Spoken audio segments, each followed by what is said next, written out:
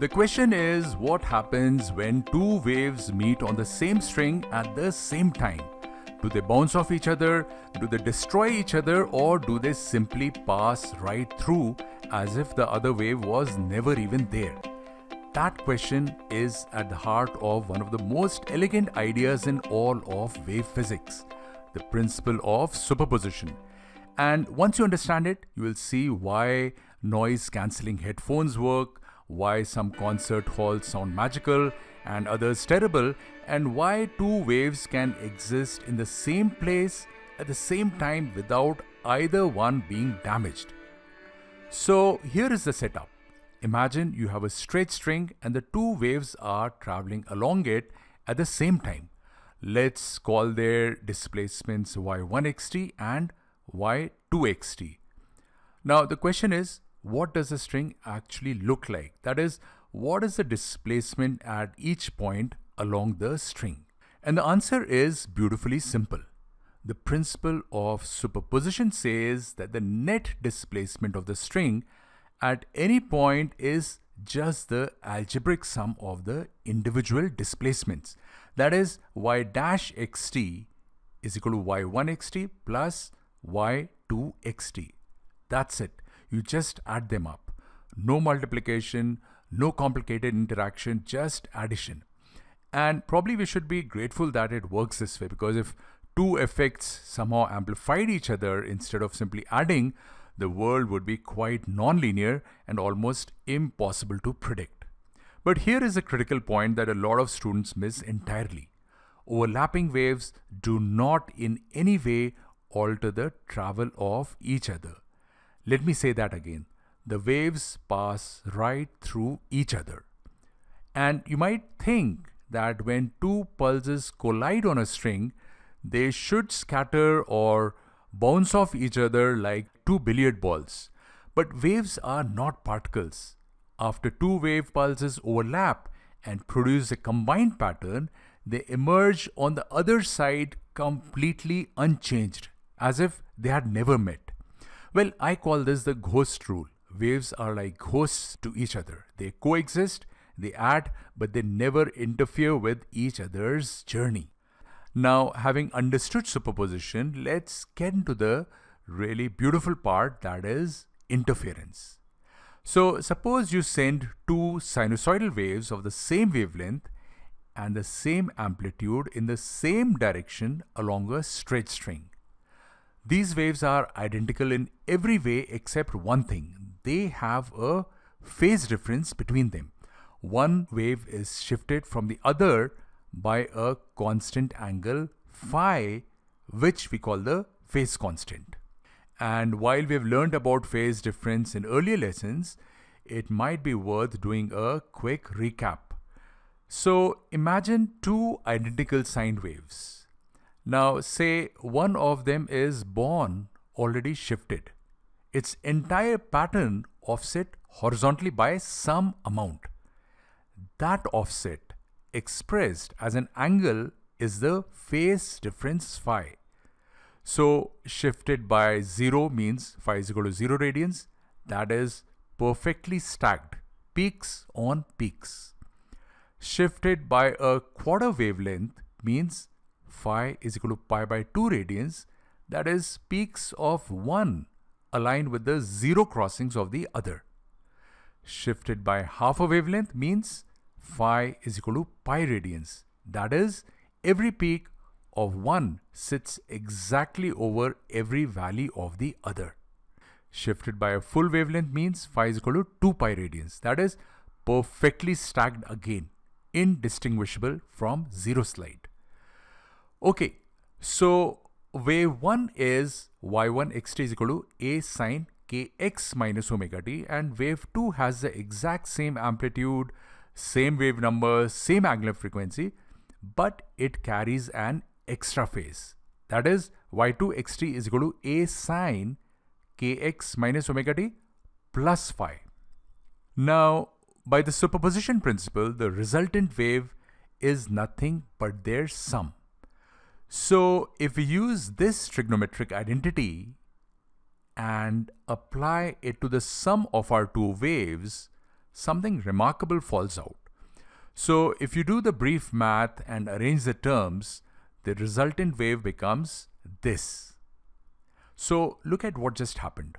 The resultant is still a sinusoidal wave traveling in the same direction with the same frequency and wavelength, but its amplitude is different. That is, A dash is equal to 2A cos half phi. And right there in that one expression is everything you need to know about how two identical waves combine.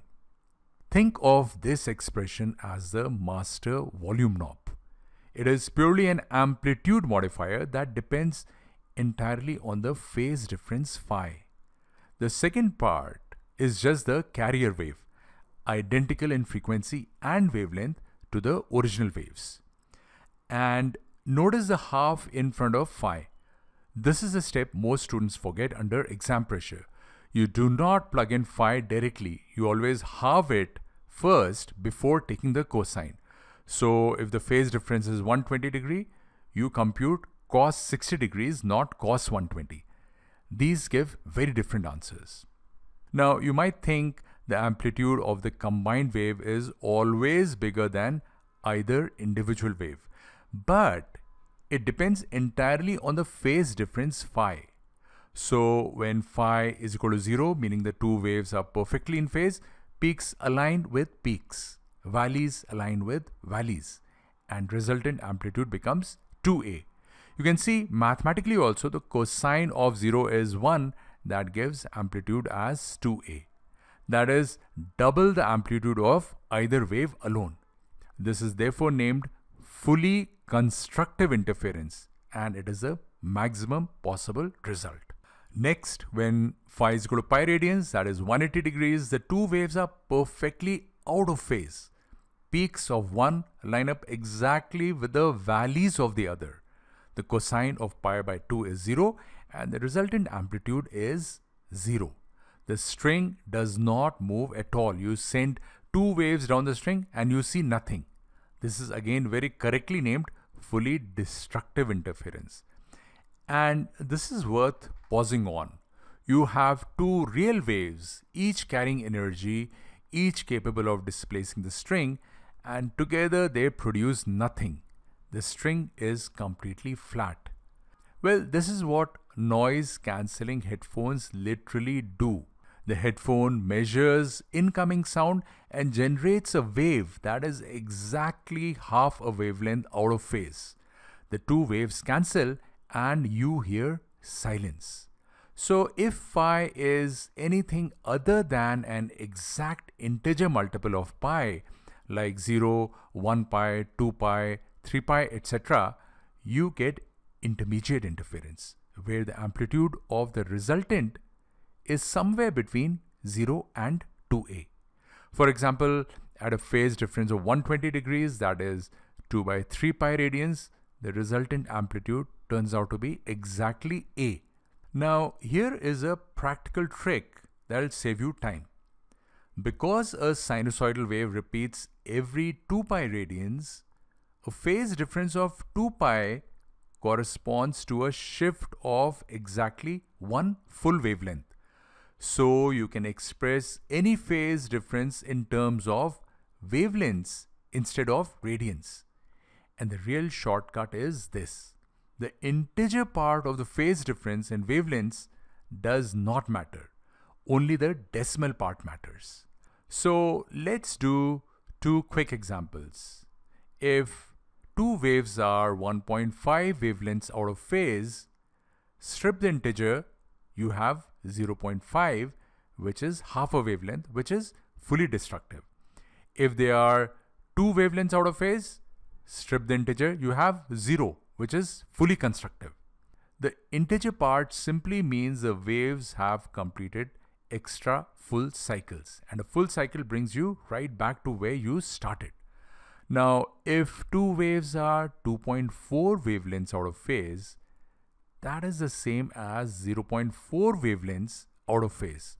So what you should do is compare the given decimal, say 0.4 here, to the interference of 0, 0.5 or 1 wavelength that you can visually imagine, and you instantly know whether you have constructive, destructive, or intermediate interference. So here is what you carry out of this lesson.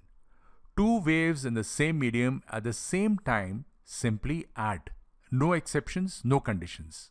Whether they build each other up or tear each other down depends on one thing only: their phase difference. Zero phase difference gives you the biggest wave possible. Half a wave of phase difference gives you nothing. Everything else is somewhere in between. And notice, after one full wavelength of phase difference, you're back to full constructive interference. And this is why the decimal part of the wavelength difference is all that matters. That is what I call phase decides everything principle. And it is a single idea that connects superposition to every interference phenomenon you will ever encounter in physics.